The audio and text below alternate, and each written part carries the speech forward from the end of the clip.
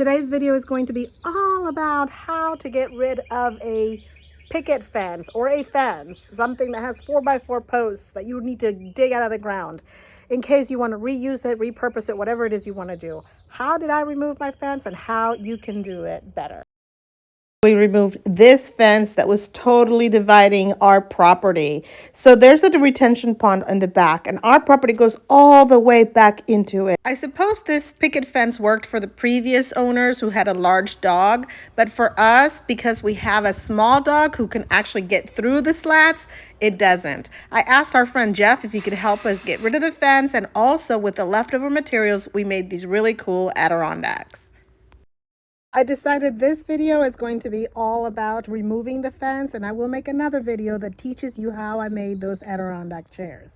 Do you have a small piece of wood? The first part of the process was removing the panels from the 4x4 posts. As you may already know, the fence starts with a 4x4 post into the ground with cement, and then you have panels that are put together with 2x4 mid rails and some pickets. The panels are put together with nails, and so for that reason, if you use a mallet and a lot of force, you can really detach them from the 4x4 posts. But then you have that 4x4 post that is in the ground with cement.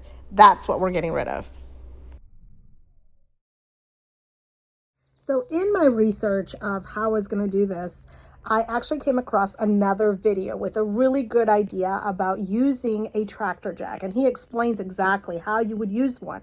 I actually got a combined idea from him and from Jeff because I didn't have a tractor jack. I looked around in my local area. I couldn't find one right away, and we were on a time crunch. Now, once you see this idea, if you prefer the tractor jack, I will have those listed in the description below. And if you don't want to buy one or don't have access to one, don't need one in the future or whatever, you can also use a bottle jack, but it's exactly the same concept with a little tweak.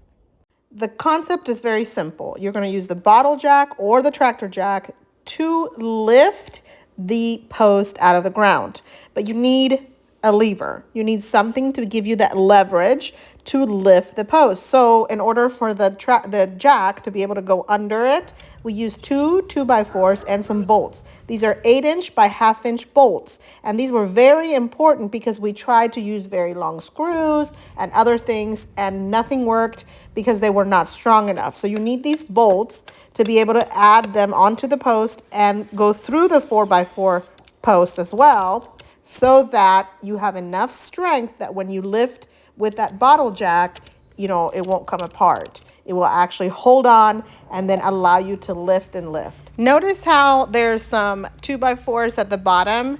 Well, this is because we had to add 2x4s to be able to keep lifting. So the very first time we lifted, that was easy. But then as we got taller and taller, we would need to add something at the bottom so that we could keep going.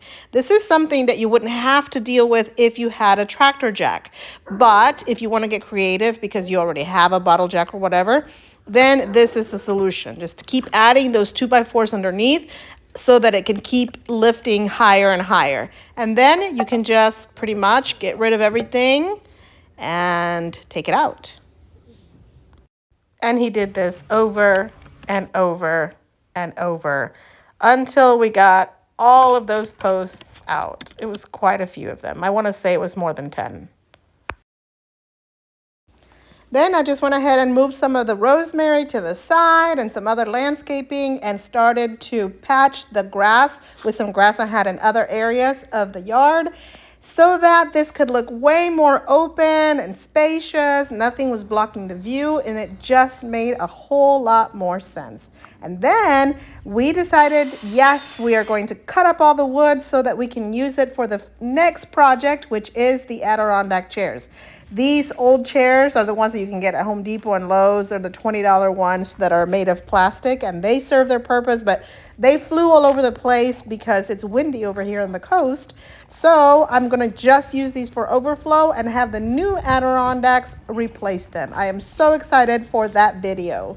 But look, This looks so much better already. So now there's kind of a weird spot here where the picket fence ended, and on the right side we're probably going to finish off the fence to be all one level and to go behind the shed. But this is opened up. It goes all the way to the back of our property. People aren't confused about where the property begins and ends, because people would ask before, like, where does your property go to? Now you know. This is what it looks like from inside. Before, you used to see a picket fence right there smack in the middle, and now look, we have a nice view. And it even looks more spectacular in person, really. It does. It's just a nice vibe. And so where the picket fence before was just totally blocking the space, I mean, it was going from left to right. You'll see it right around here. You can't even tell really where it's being patched. But it is just so much better. The property, really, you can see now how it goes all the way to the back. It's just so good. Guys, if you like this video, make sure you give it a thumbs up. I do have a video on how you can clean and stain your own fence, and that will be coming up next for you.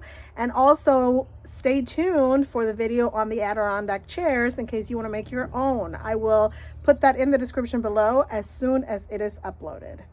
Remember, guys, you can create bliss at home and in the garden. See you next time.